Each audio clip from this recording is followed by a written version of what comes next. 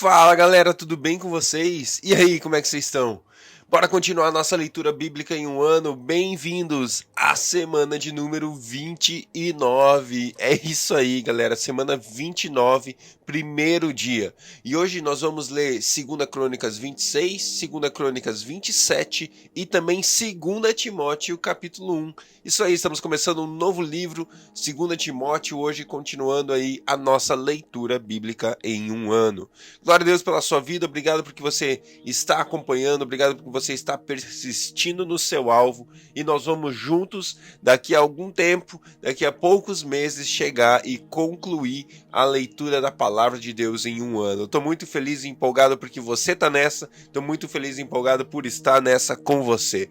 Vamos nessa, galera, glória a Deus. Pai, obrigado por mais um dia, por mais uma semana aqui da nossa leitura bíblica que começa. Obrigado, Deus, pela tua fidelidade com as nossas vidas, porque a sua graça, o seu amor, as suas misericórdias se renovaram sobre nós no dia de hoje, Pai. Nós queremos viver uma vida centrada, com o Senhor no centro, com o Senhor sendo o tudo para nós, Pai. Muito obrigado. Fala conosco enquanto lemos a sua palavra no dia de hoje, Senhor. Em nome de Jesus é que nós oramos. Amém. Glória a Deus. Vamos lá, 2 Crônicas capítulo 26. Então todo o povo de Judá proclamou Uzias rei, aos 16 anos de idade, no lugar de seu pai Amazias. Foi ele que reconquistou e reconstruiu a cidade de Elate para Judá, depois que Amazias descansou com os seus antepassados. Uzias tinha 16 anos de idade quando se tornou rei e reinou 52 anos em Jerusalém. Sua mãe era de Jerusalém e chamava-se Jecolias. Ele fez o que o Senhor aprova, tal como seu pai Amazias, e buscou a Deus durante a vida de Zacarias, que o instruiu no temor de Deus. Enquanto buscou ao Senhor, Deus o fez prosperar. Ele saiu à guerra contra os filisteus e derrubou os muros de Gate, de Jabne e de Asdobe. Depois reconstruiu cidades próximo a Asdobe e em outros lugares do território filisteu. Deus o ajudou contra os filisteus, contra os árabes que viviam em Gurbaal e contra os meunitas. Os amonitas pagavam tributo a Uzias, e sua fama estendeu-se até a fronteira do Egito, pois havia se tornado muito poderoso. Uzias construiu torres fortificadas em Jerusalém, junto à porta da esquina, à porta do vale e no canto do muro. Também construiu torres no deserto e cavou muitas cisternas, pois ele possuía muitos rebanhos de cefalá e na planície. Ele mantinha trabalhadores em seus campos e em suas vinhas, nas colinas e nas terras férteis, pois gostava de agricultura. Uzias possuía um exército bem preparado, organizado em divisões de acordo com o número dos soldados convocados pelo secretário Jeiel e pelo oficial Maaseias, sob o comando de Ananias, um dos oficiais do rei. O total dos chefes de família no comando dos homens de combate era de 2.600. Sob o comando deles havia um exército de 307.500 homens treinados para a guerra, uma força poderosíssima que apoiava o rei contra os seus inimigos. Uzias providenciou escudos, lanças, capacetes, couraças, arcos e atiradeiras de pedra para todo o exército. Em Jerusalém, construiu máquinas projetadas por peritos para serem usadas nas torres e nas defesas das esquinas, máquinas que atiravam flechas e grandes pedras. Ele foi extraordinariamente ajudado e, assim, tornou-se muito poderoso, e a sua fama espalhou-se para longe. Entretanto, depois que Uzias se tornou poderoso, o seu orgulho provocou a sua queda. Ele foi infiel ao Senhor, o seu Deus, e entrou no templo do Senhor para queimar incenso no altar de incenso. O sumo sacerdote Azarias e os outros 80 corajosos sacerdotes do Senhor foram atrás dele. Eles o enfrentaram e disseram: "Não é certo que você, Uzias, queime incenso ao Senhor. Isso é tarefa dos sacerdotes, os descendentes de Arão consagrados para queimar incenso. Saia do santuário, pois você foi infiel e não será honrado por Deus, o Senhor." Uzias, que esteve com o incensário na mão, pronto para queimar o incenso, irritou-se e indignou-se contra os sacerdotes. E na mesma hora, na presença deles, diante do altar de incenso no templo do Senhor, surgiu lepra em sua testa. Quando o sumo sacerdote Azarias e todos os outros sacerdotes viram a lepra, expulsaram-no imediatamente do templo. Na verdade, ele mesmo ficou ansioso para sair, pois o Senhor o havia ferido. O rei Uzias sofreu de lepra até o dia em que morreu. Durante todo esse tempo morou numa casa separada, leproso e excluído do templo do Senhor. Seu filho Jotão tomava conta do palácio e governava o povo. Os demais acontecimentos do reinado de Uzias, do início ao fim, foram registrados pelos profetas Isaías, filho de Amós. Uzias descansou com os antepassados e foi sepultado perto deles num cemitério que pertencia aos reis, pois o povo dizia: ele tinha lepra. Seu filho Jotão foi o seu sucessor. Glória a Deus pela sua palavra. Aqui tem uma coisa muito importante para mim e para você. O orgulho precede a queda de Uzias. Isso é meio que um princípio, é uma coisa que acontece constantemente, é uma verdade. E essa verdade eu e você precisamos estar atentos na nossa vida. Eu e você devemos fugir, correr, evitar de todas as nossas forças o tal do orgulho. O orgulho vai nos levar à queda, o orgulho vai nos levar à desgraça, o orgulho nos leva à ruína, tá? E eu e você precisamos cuidar com todo o coração. Deus, ele abraça aquele que é humilde, mas ele rejeita o orgulhoso, sabe? E eu e você precisamos entender que sem Deus,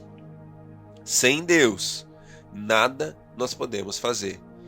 Essa frase tem que ser fonte, base, alicerce da nossa vida. Jesus fala isso em João 15. Sem ele nada nós podemos fazer. Ele é a videira, nós os ramos. Sem ele nada podemos fazer. Não existe como darmos frutos sem estarmos conectados nele. Não tem por que não tem por que você sermos orgulhosos. Porque se a gente faz alguma coisa, eu vou dizer para você, não é porque você é bom, não é porque você estudou um monte, não. Essas coisas nos ajudam. Mas se eu dou fruto, se eu faço alguma coisa boa, se eu faço alguma coisa que transforma alguém, que abençoa alguém, é porque eu estou na videira, é porque eu estou com Jesus, é porque Jesus em mim, Cristo em mim é a esperança de glória, não eu em mim, é Cristo em mim. Então, mana, joga fora teu orgulho, que isso só vai te levar à ruína. 2 Crônicas, capítulo 27. Jotão tinha 25 anos de idade quando começou a reinar e reinou 16 anos em Jerusalém. O nome de sua mãe era Jerusa, filha de Zadok. Ele fez o que o Senhor aprova, tal como seu pai, mas ao contrário deste, não entrou no templo do Senhor. O povo, contudo, prosseguiu em suas práticas corruptas. Jotão reconstruiu a porta superior do templo do Senhor e fez amplos trabalhos no muro da colina de Ofel. Construiu cidades nos montes de Judá, bem como fortes e torres nas matas. Jotão guerreou contra o rei dos Amonitas e o derrotou. Então os Amonitas pagaram-lhe 3,5 toneladas de prata, 10 barris de trigo e 10 mil barris de trigo e 10 mil barris de cevada, durante 3 anos seguidos. Jotão tornou-se cada vez mais poderoso, pois andava firmemente segundo a vontade do Senhor, o seu Deus. Os demais acontecimentos do reinado de Jotão, inclusive todas as suas guerras e as suas outras realizações, estão escritos nos registros históricos dos reis de Israel e de Judá. Tinha 25 anos de idade quando começou a reinar e reinou 16 anos em Jerusalém. Jotão descansou com seus antepassados e foi sepultado na cidade de Davi. Seu filho Acás foi o seu sucessor. Glória a Deus. 2 Timóteo, capítulo 1. Paulo, apóstolo de Cristo Jesus pela vontade de Deus, segundo a promessa da vida que está em Cristo Jesus. A Timóteo, meu amado filho. Graça, misericórdia e paz da parte de Deus Pai e de Cristo Jesus, nosso Senhor. Dou graças a Deus a quem sirvo com consciência limpa, como o serviram os meus antepassados, ao lembrar-me constantemente de você, noite e dia em minhas orações. Lembro-me das suas lágrimas e desejo muito vê-lo para que a minha alegria seja completa. Recordo-me da sua fé não fingida, que primeiro habitou em sua avó Lóide e em sua mãe Eunice, e eu estou convencido de que também habita em você. Por essa razão, torno a lembrá-lo de que mantenha viva a chama do dom de Deus que está em você mediante a imposição das minhas mãos. Pois Deus não nos deu o espírito de covardia, mas de poder, de amor e de equilíbrio.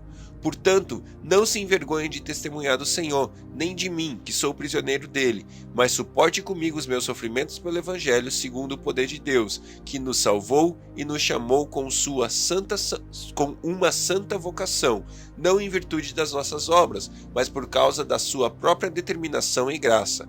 Essa graça nos foi dada em Cristo Jesus desde os tempos eternos, sendo agora revelada pela manifestação do nosso Salvador, Cristo Jesus.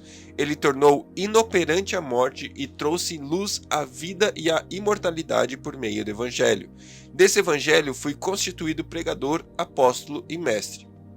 Por essa causa também sofro, mas não me envergonho, porque sei em quem tenho crido e estou bem certo de que Ele é poderoso para guardar o que lhe confiei até aquele dia. Retenha com fé e amor em Cristo Jesus o modelo da sã doutrina que você ouviu de mim. Quanto ao que lhe foi confiado, guarde-o por meio do Espírito Santo que habita em nós. Você sabe que todos os da província da Ásia me abandonaram, inclusive Fígilo e Hermógenes. O Senhor conceda misericórdia à casa de Onesíforo, porque muitas vezes ele me reanimou e não se envergonhou por eu estar preso. Ao contrário, quando chegou a Roma, procurou-me diligentemente até me encontrar. Conceda-lhe o Senhor que naquele dia encontre misericórdia da parte do Senhor. Você sabe muito bem quantos serviços ele me prestou em Éfeso. Glória a Deus pela palavra do nosso Senhor. Deus não nos deu espírito de covardia, mas de poder, de amor e de equilíbrio. Esse texto é muito importante para mim, muito importante para você, porque muitas vezes a gente pode escolher nos esconder a nossa fé, esconder aquilo que Deus depositou nos nossos corações. E aqui Paulo está exatamente falando ao contrário disso para Timóteo. Ele fala no versículo 6, lembra-se e mantenha viva a chama do dom de Deus que há em você. Ele foi depositado através da imposição das mãos de Paulo ali, ele continua o texto, mas eu e você temos um dom depositado por Deus, depositado através da vida de homens, através da vida daqueles que nos acompanham no nosso cristianismo, e esse dom precisa se manifestar.